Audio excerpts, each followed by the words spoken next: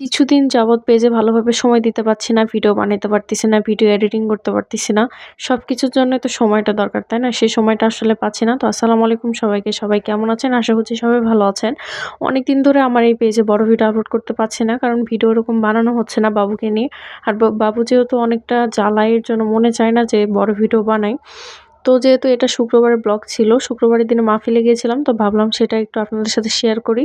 তো বাসার সবাই মিলে আমরা মাহফিলে গিয়েছিলাম। আর এটা হচ্ছে আমার বাবু আর আমি। বাবু ঘুম থেকে উঠে প্রায় ওকে নিয়ে আমি চলে এসেছি। আর এই তো প্রায় বাজারের কাছাকাছি চলে এসেছিলাম। আমাদের বাড়ি থেকে অফিসটা খুব একটা দূরে না। আর এই তো প্রায় হাঁটতে, হাঁটতে চলে এসেছি অফিসে। আর এটা হচ্ছে অফিসের গেট। এত সুন্দর করে সাজিয়েছে পুরো অফিসটা। মানে অনুষ্ঠান হওয়ার কথা ছিল। যাই হোক, একটা ঝামেলার কারণে অনুষ্ঠানটা হয় নাই। কিন্তু শুক্রবার আর শনিবার ২-৩ যাবৎ অফিসে মাহফিল হয়েছে।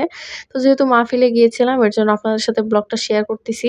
আর এইদিকে আমার ছেলে মানে খোলামেলা একটা জায়গা পেয়ে এত পরিমাণে খুশি সে, মানে কি করবে কি না করবে সেটা সে ভেবে পাচ্ছিল না। তার আব্বু তাকে নিচে নামিয়ে দিয়েছে। আর মানে ওকে ধরে কেউ ধরতে পারতেছে না। এত পরিমাণ খুশি।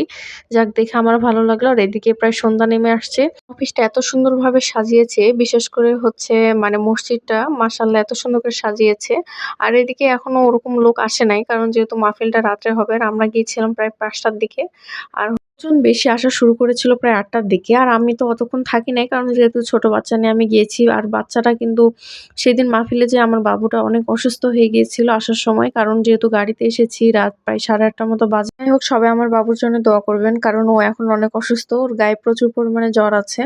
সবাই ওর জন্য দোয়া করবেন। আর এদিকে হচ্ছে এশার আজান দিয়ে দিয়েছিল। এর জন্য সবাই নামাজ পড়তেছিল। তো আমার হাসব্যান্ডকে বলেছিলাম একটু ভিডিও করে দিতেও দিচ্ছিল। আর এদিকে হচ্ছে আলাদা বাচ্চাদের জন্য পার্ক করা হয়েছিল খেলার।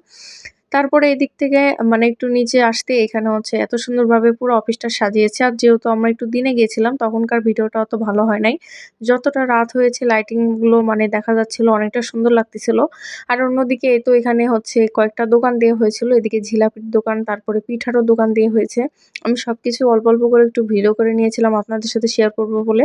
আর এই দোকানে মানে সব ধরনের পিঠা মানে যত রকমের পিঠা আছে সবগুলো বিক্রি করতেছিল অল্প, অল্প করে সিঙ্গারা। তারপরে এখানে বইয়ের দোকানও ছিল, ফুচকার দোকানও ছিল। ওটা আমি ভিডিও করি নাই।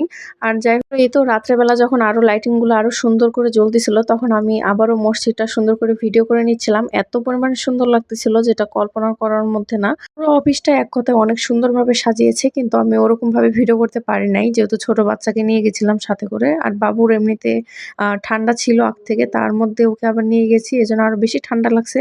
আর আমার ছেলে তো কোলের উপর উঠবে না, সে নিচে নামার জন্য মানে কি না কি করতেছে সে নিজেও ভেবে পাচ্ছে না।